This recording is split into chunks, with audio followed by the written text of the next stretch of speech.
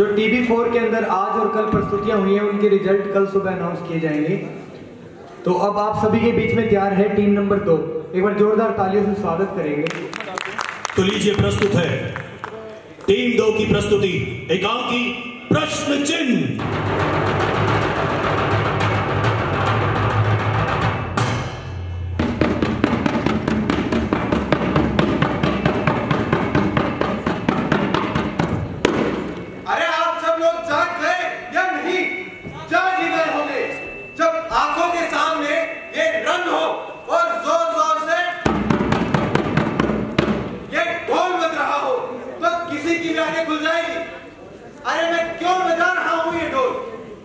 हाथों की कसरत के लिए नहीं, बल्कि आप सब लोगों की आंखों से नींद हटाने के लिए।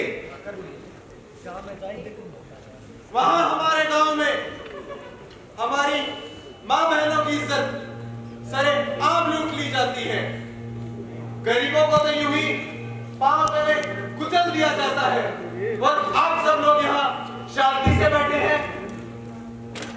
अरे हर रोज सुबह सुबह चाय के साथ बिस्कुट खाते हुए आंखों के सामने जो अखबार होता है उसमें न जाने ऐसी कितनी ही बातें छपती हैं कि नहीं छपती है, लेकिन आप सब लोगों का ध्यान ऐसी बातों पर नहीं जाता। आप लोगों का ध्यान तो ऐसी बातों पर जाता है कि कौन से थिएटर में कौन सी फिल्म लगी है। अरे क्या बताऊं आपको अपने गांव का हाल।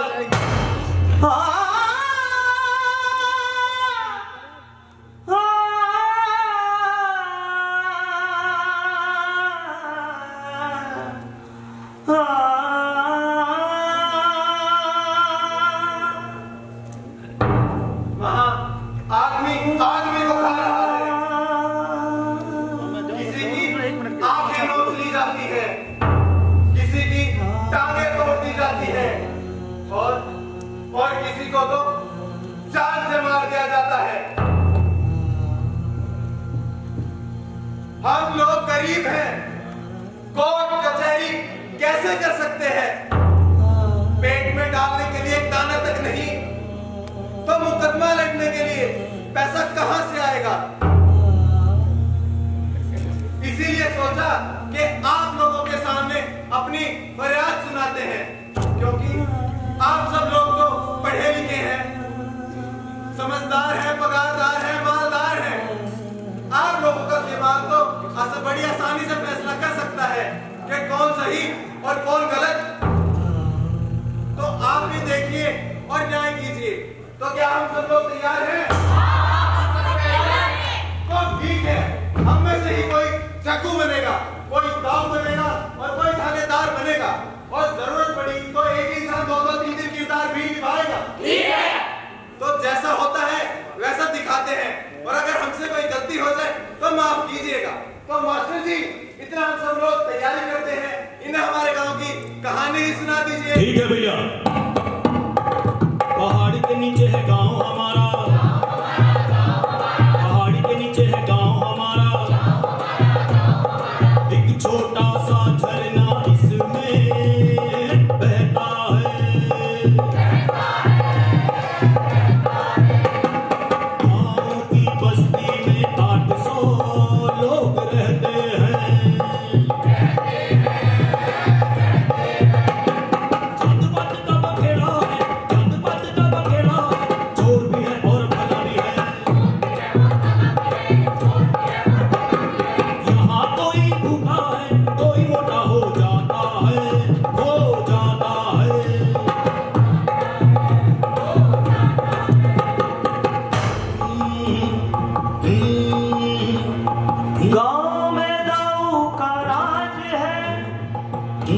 ऊंचे घराने का वो जमींदार है, करता रहता है वो मनमानी, दिल में जो उसने है ठानी। गांव में कई जात के लोग रहते हैं, गरीब है, लाचार है, पर जमीन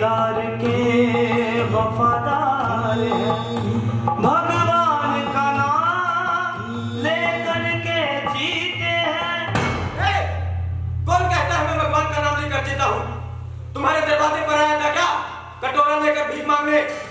ये है जग्गू, जीलू का बेटा।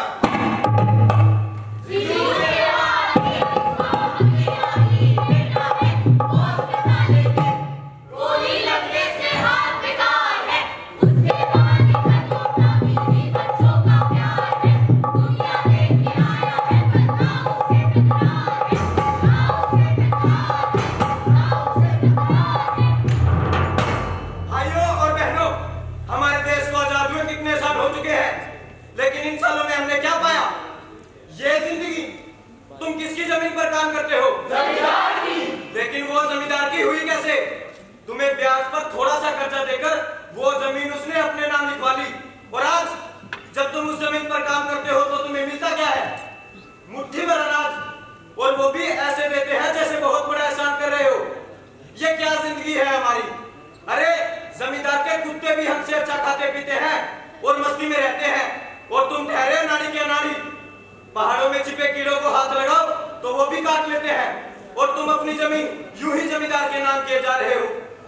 गांव में सोसाइटी बनी हुई है, उसका प्रधान कौन है? जमींदार का दामाद। गांव की सभी दुकानें, मिलें सब इन्हीं के नाम है। अरे और तो और पानी के कुएं भी इन्हीं के नाम है। मगर तुम ये मत सोचो कि तुम्हारे हाथ में कुछ नहीं। तुम्हारे हाथ में है तुम्हारे मतदान का अधिकार। तो कोई भी इस बार चुनाव में जमींदार के पक्ष में वोट नहीं डालेगा तो बोलो इस बार किसे वोट दोगे? जमींदार को चुनाव में हराओगे कि नहीं? हराएंगे, हराएंगे। तो बोलो अपनी पार्टी जिंदाबाद, अपनी पार्टी जिंदाबाद, अपनी पार्टी जिंदाबाद, अपनी पार्टी।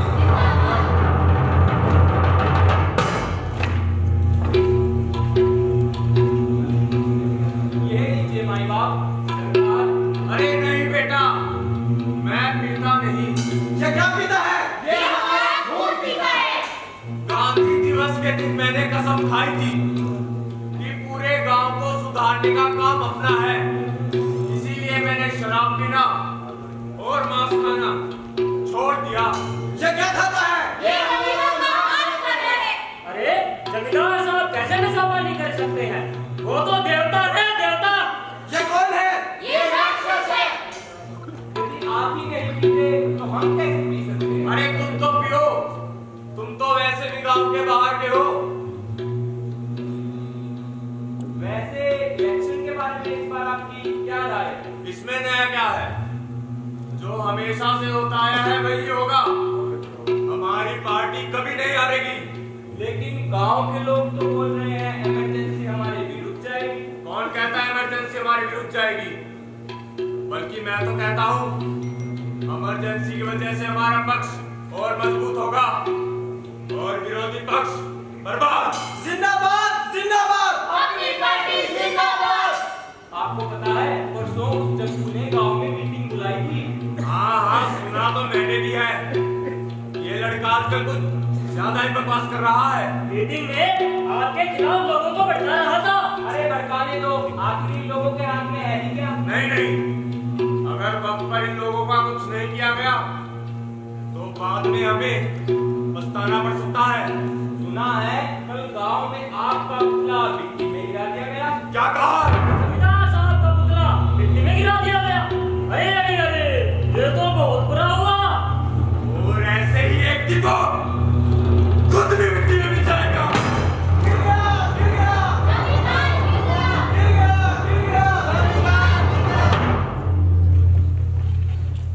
जमींदार सोचता था कि उसकी पार्टी अमर है, कभी नहीं हारेगी। लेकिन जब चुनाव का नतीजा जाहिर हुआ तो हर जगह हमारी ही पार्टी की जीत हुई। हमारे इलाके में भी यही हुआ, हमारी पार्टी जीत गई और सभी लोग खुशी से झूम उठे। जीत गई भाई, जीत गई, वो जीत गई भाई, जीत गई, वो जीत गई भाई, जीत गई। अपनी पार्टी, अपनी पार्टी, अपनी पार्टी, अपनी पार्टी।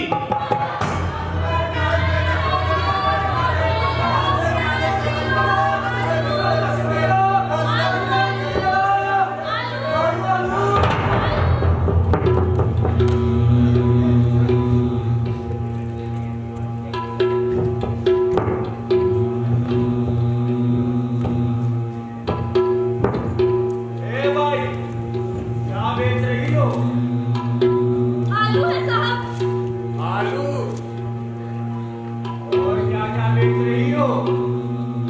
शर्मा गई। चले।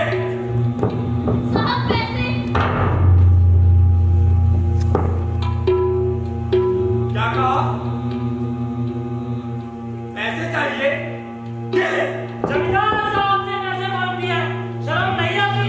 नशा करके आई है क्या? नहीं भाई, आजकल कुछ भी मुफ्त में देना बड़ा मुश्किल हो गया है। फिर भी जमींदार साहब से इतनी मगरूरी? अब मैंने सब्जी के ही तो पैसे मांगे, इसमें कैसे मगरूरी? तुमने पैसे मांगे कुछ गलत नहीं किया, लेकिन यह जुबान तुम्हारी अपनी नहीं। तुम्हें किसी ने भड़काया है कि गांव के जो बड़े लोग हैं उनका अपमान करो और उल्टे जवाब दो। कौन सिखाता है ये सब? वो भी मालूम है हमें। वो चप्पू नीलू का बेटा वही करता है ये सब उनके काम। मीटिंग बुलाकर लोगों को बैठाता है। किसने लिया मेरा नाम? अगर दोबारा मेरा नाम तेरी जुबान पर आया तो तेरी जुबान खींच लूंगा। चप्पू, बाजार में दादागिरी मत दिखाओ। क्यों जी? तुम भी तो इनका सामान मुफ्त में लूट रहे थे ना? तुम किससे बात कर रहे हो? तुम्हें कुछ समझ आता है या नहीं? अरे मैं थूकता हूँ तुम जैसे मौजारी लोगों पर, मुझे नहीं किसी की परवाह। अच्छा, तो तुम्हें परवाह नहीं? इंश्योरेंस करवा रखा है क्या?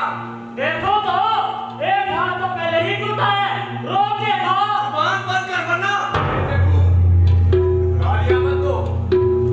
हमें तुम्हारे सभी कारनामों का पता है। मीटिंग बुलाकर लोगों को भड़काना, यही है ना तुम्हारा काम? इसको लगता है ये भी मिनिस्टर बनने वाला है। जुबान बंद करना है यार। मैं सोच रहा था कि तुम्हें समझा दूं।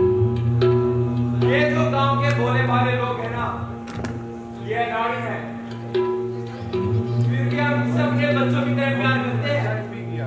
अरे हम किसी जाति का हल्कापन महसूस नहीं करते। हम सब एक ही भगवान की तो संतान है। लेकिन तुम जैसे लोग इस सन्नाटी जनता को बहकावे में लाकर बताते हो। ये जो तुम्हारे गांधी जयंती का भाषण है, इन्हें अपने पास ही रखो। ऐसे मीठे बोलों से ही तुम आज तक इनका पेट भरते आए हो। देखो, हमारा स्वभाव तो पहले से ही शांत है। बिना वजह की मारामारी हमें बिल्कुल पसंद नहीं। लेकिन तुम तो हमें शुरू से ही भड़काते आए हो। अरे तुम बहुत छोटे से थे, हम तब से तुम्हें प्यार करते हैं। और जब तुम फौज में भर्ती हुए तो हमारा सीना गर्व से और चौड़ा हो गया। दूर दूर तक मैंने सभी गांव वालों को बताया कि हमारे गांव का चक्कू फौजी जवान बन गया है। अगर तुम चाहो तो आज ही हम अपने दामाद को कहकर तुम्हें सोसाइटी वॉचमैन की नौकरी दिलवा सकते हैं। तुम्हारे वॉचमैन की नौकरी? तुम्हें क्या लगता है तुम्हारे इस लालच से मैं चुप हो जाऊंगा? वॉचमैन हूं मैं गांव का, सोसाइटी का नहीं। सोसाइटी कैसे लोगों को लूटती है वही दिखाने वाला हूं मैं।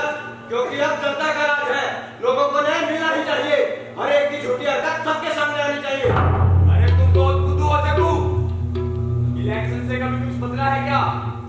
राज चाहे जनता का हो या किसी और का, गांव तो जैसे चलता था वैसे ही चलेगा। मैं भी देखता हूँ कि गांव कैसे चलता है। अरे तुम क्या देखोगे? तुम तो अभी भी बच्चे हो, अभी अभी तो अंडे से बाहर आए हो। अकल से काम लो, लोगों को भड़काने का धंधा छोड़ दो। और ध्यान से सुनो मेरी बात। अगर गांव गाड़ी के पहिए पर मच्छर बैठ जाए तो गांव गाड़ी रुकती नहीं, उल्टा मच्छर को ही चल दिया जाता है।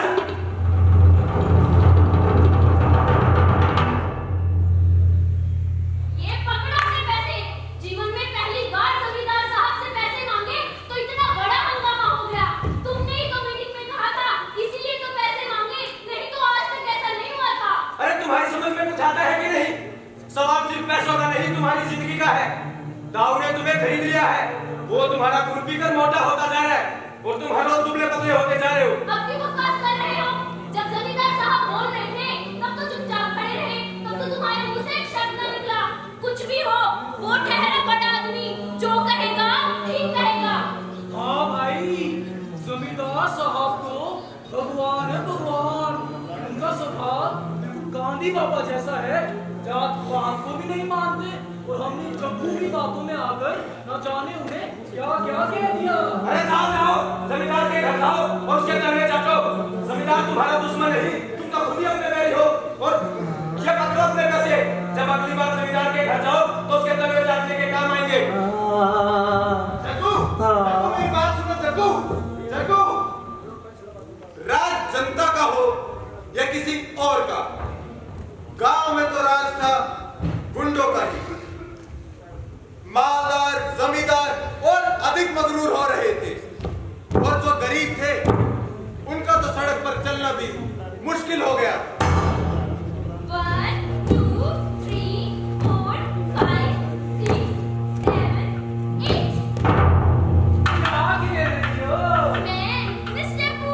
अच्छा टेपू, हमारे साथ खेलोगी? एक नया खेल खिलाएंगे। एक नया खेल? हाँ, नया खेल।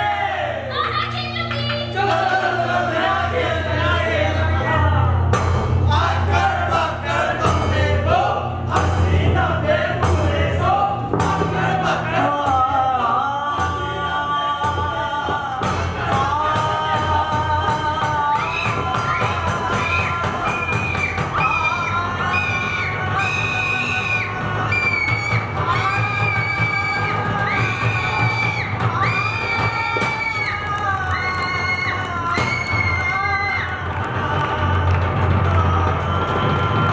गरीब की बेटी का बलात्कार हुआ, गरीब की बेटी की जान गई। जमींदार ने भतीजे ने गरीब की बेटी का बलात्कार किया। जमींदार के भतीजे ने खून किया। खून की तहकीकात होनी चाहिए, भतीजे को फांसी लगनी चाहिए। खून की तहकीकात होनी चाहिए, भतीजे को फांसी लगनी चाहिए। क्यों थानेदार साहब, क्या हो रहा है? कुछ पूछताछ हो भी रही है कि नहीं? क्या बात है जग्गू, क्या गड़बड़ है? वाह थानेदार साहब वाह, अभी से पूछ रहे हो। दिन दहाड़े गरीब की बेटी के साथ बलात्कार होता है, वो मर जाती है और आप यूं ही शांति से बैठे हो। अरे गरीब की बेटी हुई तो क्या हुआ, उसकी जान नहीं होती या फिर इतनी सस्ती होती है कि कोई भी आए और मार डाले। अच्छा अच्छा, ज्यादा बकवास मत कर। हम भी यहाँ चुपचाप नहीं बैठे, दिन रात तलाश आ रही है। गुनहगार यूं ही नहीं मिल जाते। अरे कैसे मिलेंगे, जीवन भर नहीं मिलेंगे जब आप भी उन्हें छुपा के रखना चाहोगे। ए जग्गू, जरा जबान संभाल के बात कर। याद रखो, तुम पुलिस थाने में हो। क्या कर लोगे, सब बोलने में किसी का डर है क्या? अब तुम पुलिस डिपार्टमेंट की बदनामी कर रहे हो। ऐसा करोगे तो जेल में जाना पड़ेगा। ये तुमने ठीक कहा, तुम तो हमें ही जेल में बंद करोगे ना, क्योंकि हम सच बोलते हैं। लेकिन जान से मारने के बाद भी जो खुलेआम घूम रहे हैं, तुम्हारी नजर में वो नहीं आएंगे, क्योंकि तुम तो उन्हीं के पक्ष में हो। ए जग्गू, नीचे सुर में बात कर। याद रखो, तुम पुलिस थाने में हो। मालूम है ये पुलिस थाना है, लेकिन यहाँ पुलिस की वर्दी में मूर्तों को बिठाया गया है और उन्हें जगाने के लिए आवाज तो ऊंची करनी पड़ेगी ना। अब तुम चुप कर।